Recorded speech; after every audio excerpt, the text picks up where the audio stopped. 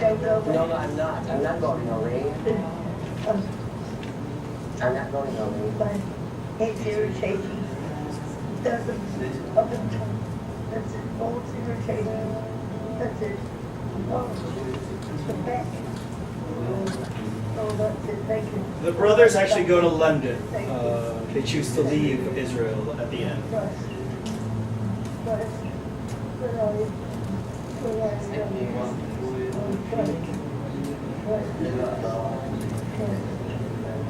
Holy Mary, Mother of God, pray for us sinners now and the hour of our death. Amen. Glory to the Father, to the Son, and Holy Spirit. This is what the beginning is now, and ever shall be, world without end. Who is thou, O Lord, for our tradition wronged, and the great hope of people kind of like it, and it will be very successful. Justice of God.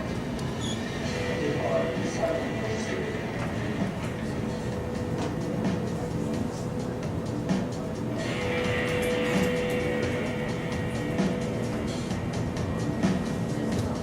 Note how the happy ending comes around here for Sally. Cheska was deported. I mean, both of them were deported, actually.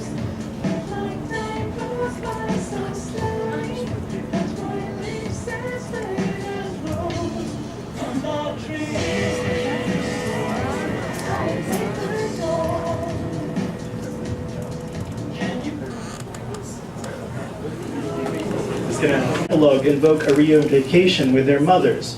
But seemingly Sally's case seems to elide the circumstances under which she is legally required to leave. She was actually deported, right? So the film makes an equation between Cheska and Sally. And it's like, oh, now they're back with their real parents, so they can take care of their real parents. And therefore their genuine care can now be genuinely transferred over.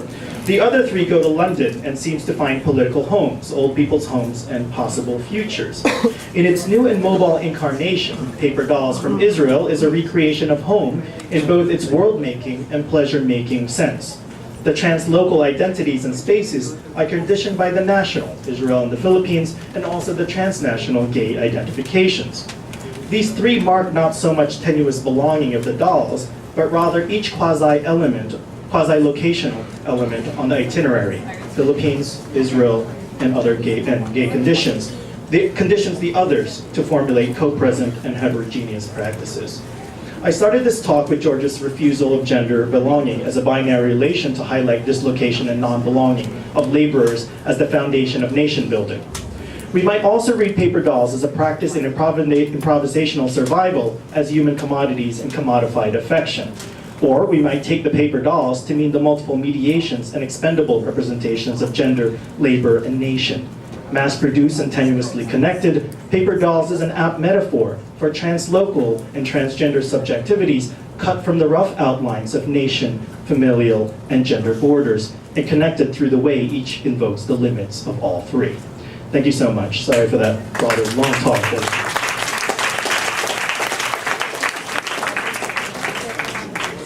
Thank you, Professor Isaac, for that palabas. All right, we will now open the floor for questions from the audience. Do you have any ask? Yes, Gary. Nice, quiet, please.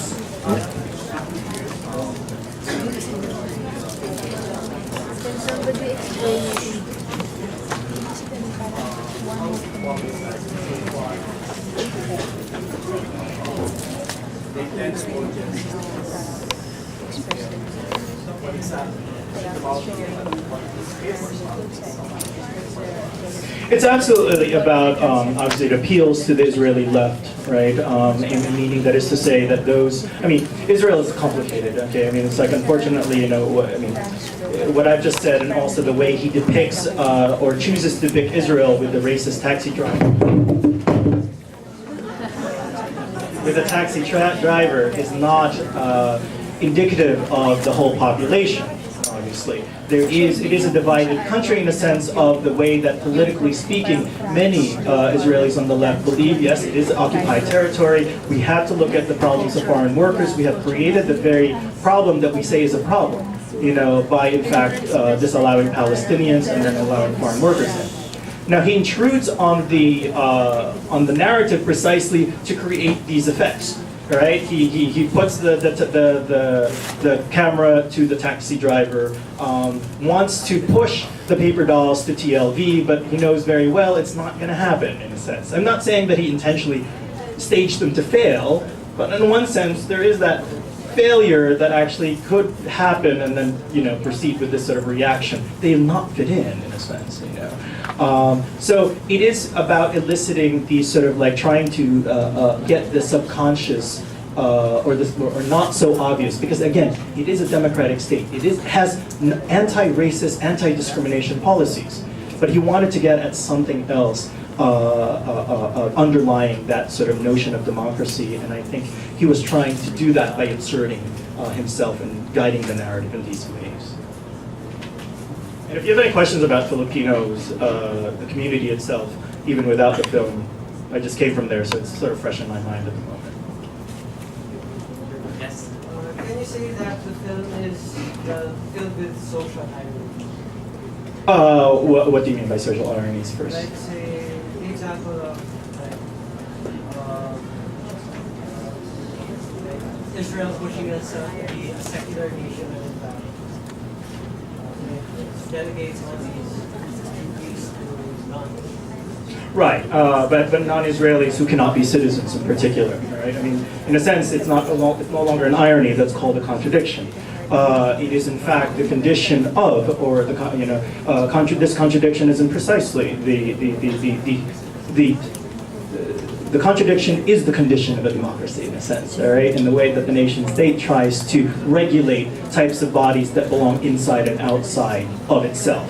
So Palestinians belong inside Israel, but you want to make them outside somehow. So therefore you keep them away in their own neighborhoods and build a wall. And then you want to invite people that you can, this is the same in the United States, you invite Asian or Chinese workers to make sure that they have to leave. But that's not the reality. You can't easily get rid of people once they come. Supposedly it's about 4 years and 3 months is the maximum stay. But it is obviously, I think, the contradiction about maintaining the Jewish character of the state, but still also be committed to a secular democratic state. How is it possible? In the same way in the United States, and I'm thinking through this because I'm in American studies, how is it supposed to create an Anglo-identified or Anglo-centric notion of American culture in the 1920s and still be a democratic state, the United States? Like, how do you maintain racial hierarchies in a democracy, in a sense? I mean, in a sense, that's no longer ironic. It's precisely the condition of racism and racism within a democratic state and democratic ideals. Hi, I'm James. I'm a first year That's great. I'm really interested in the situation of Filipinos now, because you said that the aim of the whole Paper Dolls documentary was to elicit some sort of empathy from an otherwise conservative Israeli society. So I'm Some conservative. I'm interested in the kind of reaction it provoked from Israeli societies and whether Filipinos actually feel like they belong more, particularly Filipino transgender. It's only a couple of years, right? Effects don't happen overnight, or maybe they do, but I don't think so. It was originally a miniseries on television, Israeli television. From what I know, okay, I haven't looked at the reviews, partly because I can't. My lexicon in Hebrew is not good enough. I was taking a course in Hebrew just so I can get the basics down. But from what I gathered from people, it was actually well received, precisely to the way that appeals to those who are already sort of very left-oriented, okay, in Israel, because there's only one question. Dominant question is the Israel-Palestine question. Other questions like education, the condition of foreign workers, the conditions of work is left to the wayside. And I think is it important that when I was talking to one of the brothers who helped with the film, Bahak Heyman, that it was important to actually foreground this issue, which is usually in the background. Because in Israel, if you don't make noise, that means you don't want anything. The Filipinos as an ethnic group over there are not, in fact, loud.